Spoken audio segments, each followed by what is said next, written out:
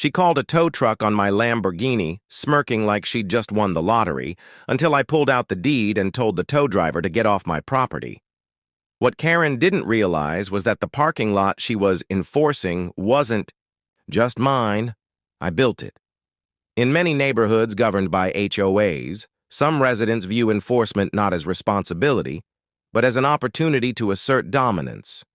That's exactly the role Karen had carved out for herself. Self-appointed enforcer, vigilante rule writer, and queen of complaints. Her favorite battleground? The small but visible parking lot that bordered the residential strip and a few nearby businesses. To most, it looked like part of the community. To Karen, it was her turf, an unwritten territory she'd claimed simply because no one had challenged her.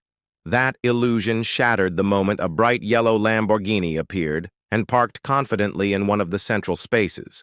It wasn't a resident's car. It wasn't one of the usual visitors. And it wasn't a humble vehicle. It was loud, gleaming, expensive, and in Karen's eyes, disruptive. To her, it screamed outsider, rule breaker, and above all, threat to her unspoken control. Within minutes, she made the call to the towing company she'd used before. No warnings, no questions, just immediate escalation. Karen watched with satisfaction as the flatbed truck pulled into the lot. She stood by with arms crossed, nodding. To the driver as if she were some municipal official rather than a self-important neighbor. She even pulled out a printed HOA guideline packet, completely unrelated to the lot itself, to appear more official.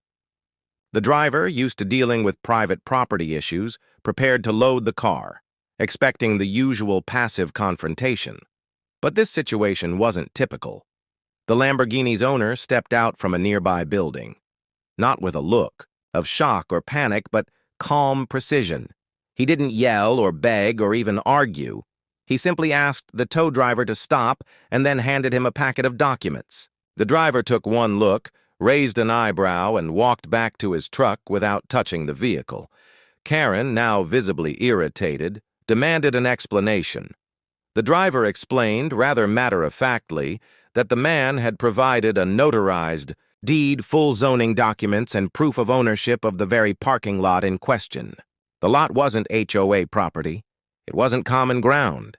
It wasn't even up for debate. It was privately owned, and the Lamborghini's presence there was not only permitted, it was legally protected. The news didn't compute for Karen. She attempted to argue that the lot had always been considered part of the community. She brought up old maps, vague boundaries, and historic usage claims. But none of that held legal weight. The documents the owner provided were airtight: property lines, city records, and legal ownership transferred years prior. Still, Karen pushed forward. She claimed it was a visual nuisance. She questioned the authenticity of the paperwork. She told the driver he was obligated to complete the tow. But the driver wasn't risking a lawsuit. He got in his truck and left, warning Karen that any unauthorized action on private property could have legal consequences. The moment was more than a failed power play. It was a public unmasking. Neighbors had watched the whole thing unfold. They saw the smirk on Karen's face as the tow truck rolled in, and the way it melted into frustration when her authority evaporated. They also saw how the Lamborghini owner didn't need to raise his voice or make threats. He used paperwork, patience, and precision, and it worked better than any confrontation ever could. Word spread fast. The man with the Lamborghini wasn't just a flashy car owner. He was the property owner. The parking lot wasn't community-controlled. It was his investment, acquired legally and intentionally, and the implications were immediate. If Karen had no authority over that lot, what else had she assumed control over that wasn't hers? This moment marked a turning point. The neighborhood now had more questions than answers about boundaries, about real authority, and about who really held the power when someone finally pushed back with the truth. Karen, who once operated with impunity, had finally met someone who didn't flinch, didn't fold, and most importantly, didn't need to argue. He had facts. He had the land. and he had every right to park his Lamborghini wherever he pleased. The parking lot where the incident took place wasn't always a point of contention. Years before Karen made her ill-fated attempt to control it, the lot was just another piece of undeveloped land, sitting unused and underappreciated. But to anyone who looked closely, it had potential. The land was well-positioned, with easy access to both the neighborhood and the businesses on the main road. It was prime real estate, ripe for development, and that's exactly what the protagonists saw when they first laid eyes on it. The decision to purchase the lot wasn't made impulsively. The protagonist had spent years observing the area, learning about the neighborhood dynamics, and noting the potential for a profitable venture. They knew that developing the lot into a commercial parking area could offer a steady stream of income, all while providing a much-needed service for the community. It wasn't just an investment, it was a strategy. The deal was straightforward. The adjacent property was available for purchase at a reasonable price, and after careful consideration, the protagonist purchased the land outright. From there, they made improvements, paving the area for parking spaces, installing lighting for safety, and clearly marking boundaries to avoid any confusion. The plan was simple: offer a high-quality, well-maintained parking facility for both businesses and residents in the area. The signs went up clear and professional. No ambiguity, no room for misinterpretation. The protagonist had the paperwork, the deeds, and the zoning approvals to back it all up. The land was legally theirs, as was the lot they'd developed. Everything was documented, filed with the county, and registered with the city. There was no question about ownership. Still, there was one problem: Karen's belief that she had control over the area. Karen, as it turned out, wasn't one to accept things at face value. She had lived in the neighborhood for years, long before the lot was even on the radar for most people. To her, the parking lot was just another part of the community, part of the HOA's jurisdiction, a shared space to manage and regulate. She had convinced herself that the lot was always under the HOA's control, simply because it was in the neighborhood's vicinity. She relied on old maps, outdated records, and her personal interpretations of community boundaries, none of which held any legal weight, but to her it didn't matter. Her word was law, or so she thought. Karen's insistence on controlling the lot started small, creeping into casual conversations with neighbors and board members. She'd talk about the community lot as if it were part of the HOA's collective assets, subtly claiming authority over it. Over time, she became more bold, often instructing visitors to park elsewhere or taking matters into her own hands when it came to managing the lot's usage. She'd make a scene if someone parked too long or violated what she perceived as HOA rules, as though she were the enforcer of the community's unspoken parking regulations. At first, the protagonist didn't push back. They saw no need to escalate the situation. Karen's behavior was annoying, yes, but it wasn't worth fighting over. The lot was clearly marked, and the protagonist had more important matters to focus on. As long as people were using the parking spaces responsibly and the payments were coming in, there was little reason to interfere. Besides, who cared if Karen had a few misguided opinions about the lot's ownership? It was easier to let her have her delusions and avoid unnecessary conflict. But then came the day when Karen took things too far. The protagonist had just returned from a meeting when they saw the tow truck pulling up, the flashing lights signaling that something wasn't right. That was when it became clear that Karen had crossed a line. She wasn't just passing judgment from the sidelines anymore. She was actively trying to enforce her imagined control. She had called in a tow for the Lamborghini, convinced it was parked illegally on community property, without checking the facts or considering the actual ownership of the lot. The attempt to tow the car was more than just a misunderstanding. It was an overreach of authority that could not be ignored. Karen had been allowed to operate under the false assumption that she had the right to dictate what happened in that lot. But now, the protagonist realized that her actions had become a direct challenge. This was no longer about a mistaken belief.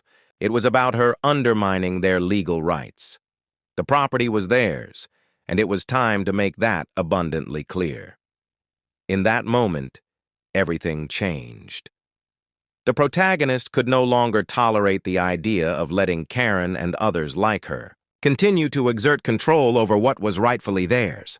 They had given her the benefit of the doubt for far too long, letting her antics slide under the radar.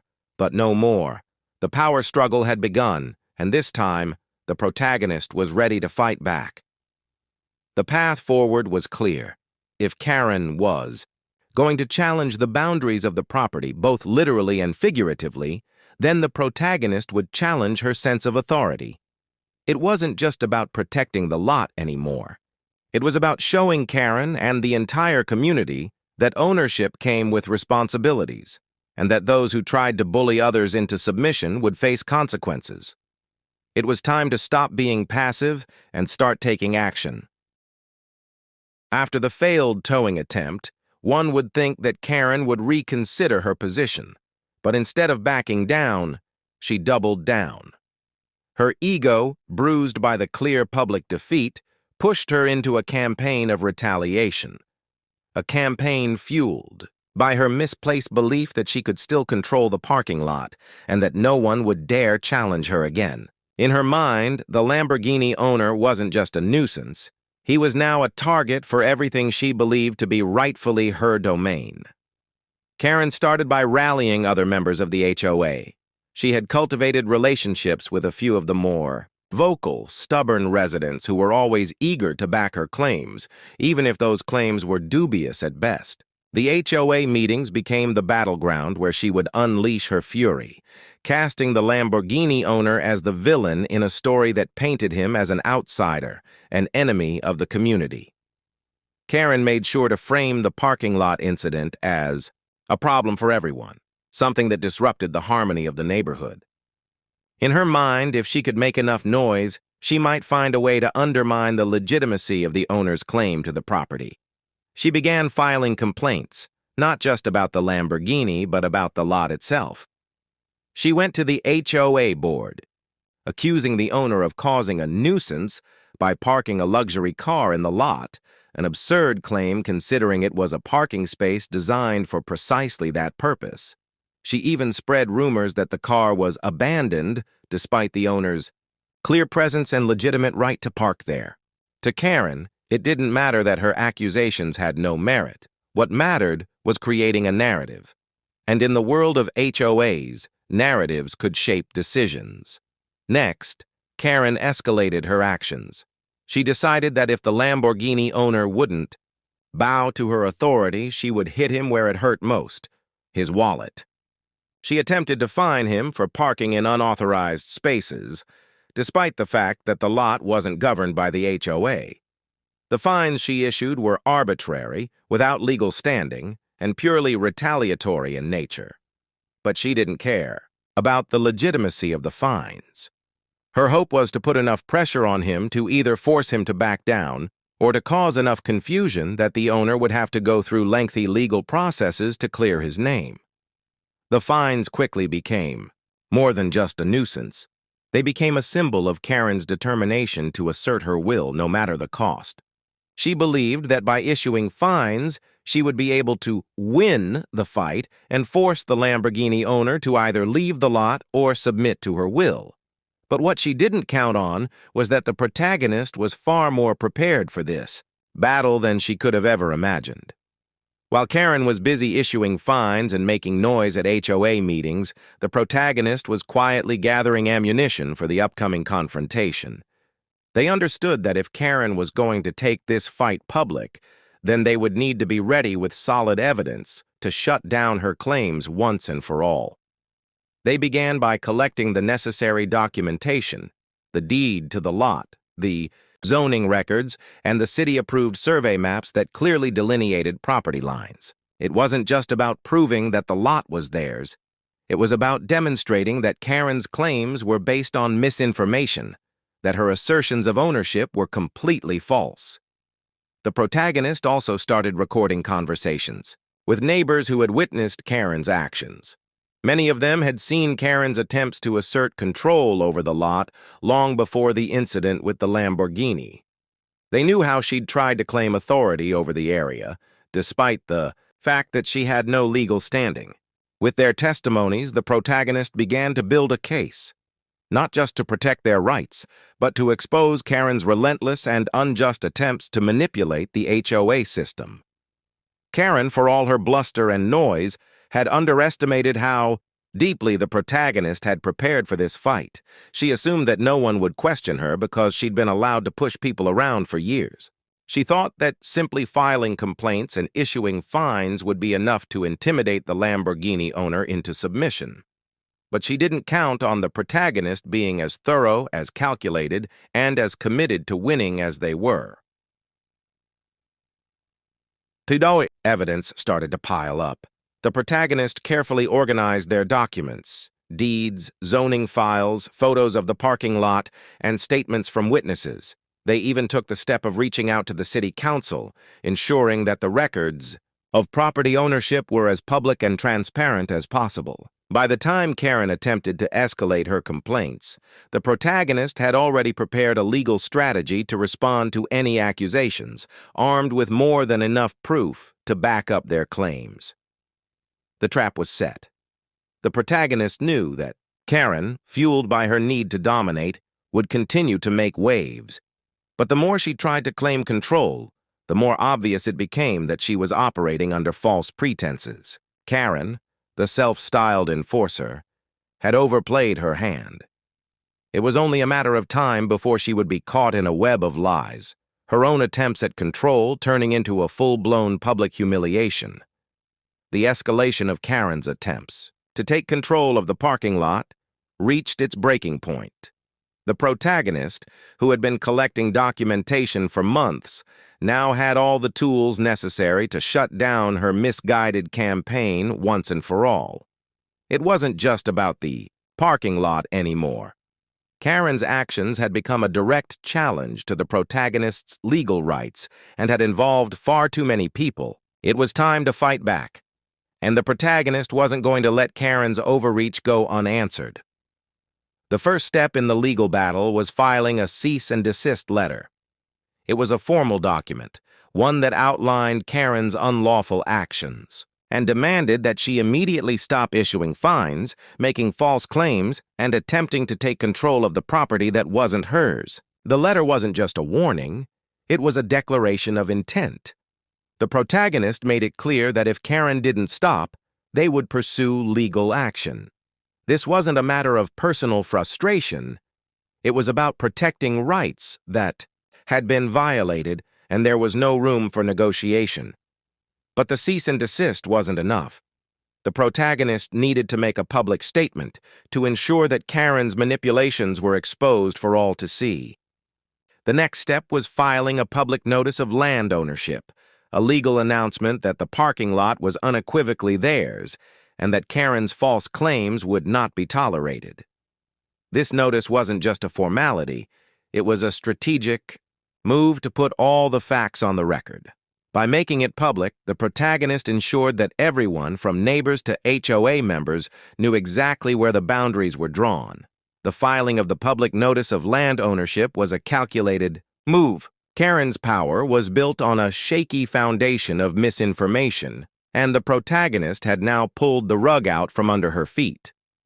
The notice made it clear that the parking lot was not part of the HOA's jurisdiction, and that Karen's attempts to control it had no legal basis. This wasn't just a legal battle. It was a fight for truth, a battle to expose the injustice that Karen had been allowed to perpetuate for far too long. It wasn't long before Karen received the cease and desist letter in the mail. The protagonist had made sure that the letter was served directly to her, but they didn't stop there. They made sure that it was served publicly in front of her neighbors, in the hope of sending a strong message. Karen's expression when she saw the letter was one of disbelief and outrage. She couldn't believe that someone was challenging her authority. She had always been able to push people around without consequence, and now, it seemed, her reign was coming to an end. The next battle would take place at the HOA meeting. This was where Karen had once thrived, where her loud voice and aggressive tactics had given her the upper hand. But this time, it would be different. The protagonist arrived, prepared, documents in hand, ready to expose Karen's overreach for all to see. They knew that the HOA members needed to see the full scope of Karen's actions: the manipulation, the lies, the fines, and the complete disregard for property rights. As the meeting progressed, the protagonist stood up and calmly presented the legal documents: the deed to the parking lot, the zoning records, the cease and desist letter, and the public notice of ownership. They methodically explained the situation, outlining Karen's attempts to misappropriate the lot and the evidence that showed she had no legal claim to it. The room was silent as the documents were passed around, and Karen's credibility began to crumble in real time. The tone of the meeting shifted as HOA members began to absorb the information. Karen had spent years positioning herself as the enforcer, the one who made sure the rules were followed, the one who could be relied upon to keep order. But now it was clear that she had been operating outside the bounds of the law. The documents didn't lie. The parking lot was not part of the HOA's jurisdiction, and Karen's actions were not only misguided, they were illegal. As the meeting progressed, whispers spread among the members. Some were sympathetic to Karen's history of taking charge, but even they could no longer ignore the weight of the evidence. The tone of the conversation began to shift from support for Karen to discomfort with her actions. People who had once deferred to her were now questioning her judgment. The protagonist's strategy had worked. By presenting the facts clearly and decisively, they had turned the tide in their favor. The turning point came when the tow company that Karen had enlisted to tow the Lamborghini issued a public apology. The protagonist had made sure to contact the company, presenting the legal documentation that proved the lot was private property and that their tow was entirely without cause. The company, seeing the legal ramifications, apologized publicly for their involvement and agreed to take responsibility for the towing mistake. This was a blow to Karen's credibility, a significant loss, as the tow company had been her primary weapon in attempting to enforce her control over the lot. The public apology from the tow company sent shockwaves through the HOA. It was a clear signal that Karen had been operating without the authority she claimed. But the fallout didn't stop there. As the truth came to light, members of the HOA began to turn on her. The same people who had once followed her lead were now questioning her actions. The sense of trust that Karen had carefully built over the years was eroding, and the lawsuits and countersuits that had once seemed far-fetched were now looming on the horizon. The protagonist's calm, calculated approach had dismantled Karen's power. In the process, they had not only protected their own property rights, but had exposed the toxic pattern of overreach and manipulation that Karen had perpetrated on the community. The HOA was fractured, its authority now in question. The once unified front that had supported Karen was starting to unravel, and the protagonist's legal slam had delivered the final blow. After months of escalating tension, legal wrangling, and community strife, Karen's reign of control over the HOA was crumbling. The final straw came when the HOA, recognizing the weight of the evidence and the mounting pressure from the community, was forced to step in. It was clear that Karen had pushed things too far, and her overreach was no longer tenable. The protagonist's quiet yet powerful legal strategy had not only protected their property, but had exposed the cracks in the HOA's leadership. Under mounting pressure from the board and the residents, Karen had no choice but to resign from her position within the HOA. The resignation was swift, almost humiliating. Karen, who had once prided herself on her ability to manipulate the system and control the narrative, found herself publicly backing down. The community, which had once been intimidated by her loud demands and incessant need for control, now saw her for what she truly was, a bully who had gone too far and been caught in a web of lies. Her resignation was the first domino in a much larger shift. The HOA, once firmly under Karen's grip, now found itself in disarray. The board members, many of whom had supported Karen's claims and her actions, were left scrambling to restore order. But the damage was already done. The residents, emboldened by the exposure of Karen's actions, were no longer willing to sit idly by. There was a growing movement within the community to reclaim the HOA and restore it to a more transparent, fair, and accountable organization. The protagonist, having weathered the storm and come out victorious, became the de facto leader in the community's efforts to take back control. They were no longer just the victim of Karen's overbearing behavior. They were now the person to whom the community looked for guidance and leadership. With the legal battle won and Karen's resignation a clear victory, the protagonist wasted no time in capitalizing on the opportunity to create a lasting change within the neighborhood. One of the first acts the protagonist undertook was to repaint the parking lot. It wasn't just a cosmetic change, it was a statement. The protagonist had the lot repainted with bright, bold lines, designating reserved spaces for Lamborghini parking. This was not an attempt to flaunt wealth, but rather a way to take back the narrative. The Lamborghini had become a symbol of resistance against Karen's unjust attempts to exert control, and now it would stand as a visual representation of victory. The new spots were labeled clearly with signs, a deliberate and loud proclamation that the protagonist was now in charge of the lot, and no one would be pushing them around again. But it wasn't enough to just repaint the lot. The protagonist understood that this was a moment to leave an indelible mark on the community, a mark that would be impossible to ignore or erase.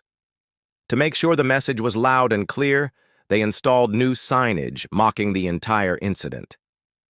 The signs were carefully crafted, combining humor with a biting edge. Some of them read, "Reserved for the Lamborghini, no tows allowed," while others joked, "If you're gonna tow, you better bring backup." These signs weren't just about the Lamborghini, they were a direct shot at Karen's failed attempts to assert control over the lot. They served as a reminder to everyone in the neighborhood of the power shift that had taken place. The signage was a stroke of genius. It was legal, it was fun, and it was undeniably bold. It sent a message to anyone who passed by that things had changed, that the protagonist had reclaimed the parking lot as their own, and in doing so, they had symbolically reclaimed the power within the community that Karen had once held. The boldness of the signage ensured that Karen's attempts to take control would never be forgotten. But it also ensured that the protagonist would be remembered as the one who toppled her reign. But the protagonist wasn't done yet. To cap off the transformation of the parking lot, they decided to host a car show fundraiser. The event was meant to be both a celebration and a community-building activity, but it also served as a final jab at Karen. It was a public declaration that the protagonist had not only survived the battle but had emerged stronger with the support of the community. The car show, hosted on the newly painted lot with its reserved Lamborghini spots and new signage, was an event that brought together the entire neighborhood. People who had once been afraid of Karen's wrath now came together to support the protagonist and celebrate the freedom they had regained. The car show was a spectacle. Luxury cars lined the lot, attracting residents who had previously been too intimidated to participate in anything related to the HOA. The event was loud, vibrant, and full of energy, everything Karen had tried to suppress. It was a celebration of individuality, freedom, and community spirit, and it quickly became clear that Karen's reign had been reduced to nothing more than a bad memory. The car show fundraiser not only raised significant funds for local charities, but also solidified the protagonist's position as a leader in the neighborhood. The event was a reminder to everyone that power in a community should not be about control. It should be about fairness, transparency, and respect. Karen had tried to control the parking lot, to dictate who could park where, and to use the HOA as a tool to assert her dominance. But in the end, the community had rallied around the protagonist, and the message was clear. No one, not even Karen, could take that power away. The car show was the final nail in Karen's coffin, and it ensured that the protagonist's victory was complete. The parking lot, once the scene of tension and conflict, had been transformed into a symbol of defiance, resilience, and community strength. The power shift was undeniable. The protagonist had reclaimed not just the parking lot, but also the community's respect and admiration. The HOA, now under new leadership, was a far cry from the organization that had allowed Karen to operate unchecked. It was now a place where fairness and accountability ruled, where residents no longer lived in fear of one person's authoritarian control. And it was all thanks to the protagonists' determination, their refusal to back down, and their ability to turn a simple parking lot into the epicenter of a community-wide power shift. If you want to hear more jaw-dropping stories and see how real homeowners fight back, make sure to subscribe to the HOA Stories and hit the bell so you never miss the drama.